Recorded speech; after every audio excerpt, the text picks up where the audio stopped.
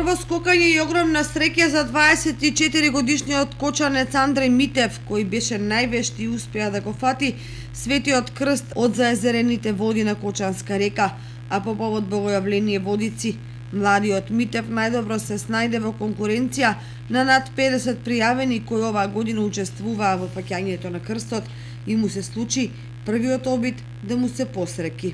Тој посака Светиот крст да им донесе многу здравија, радост и благосостојба на сите верници. Митев Андреј, 24 години, прв пат се фрлам по крстот.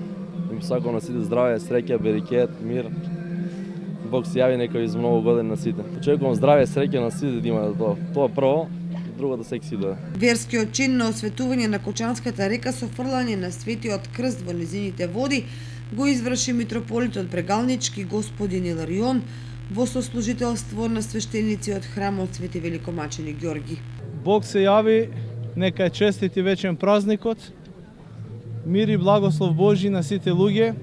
Еве денеска, како и секоја година, традиционално го прославуваме овој Господов празник, Богојавление, кога Бог Света Тројца се јавува на Вселената, на човечкиот род, а воедно, како што рекови, традиционално го спуштаме крстот во водите, символизирајќи го крштевањето Господово и осветувајќи ги водите на Кочани, каде што еве момчево го фати крстот, му посакуваме многу здравје, благослов од Бога и успех во животот. Нека е честит и вечен празникот, Бог се јави. Традиционално од храмот Свети Великомачени Ѓорги Митев ја доби Библијата, а градоначалникот Папазов во името на граѓаните на Кочани му подари златник.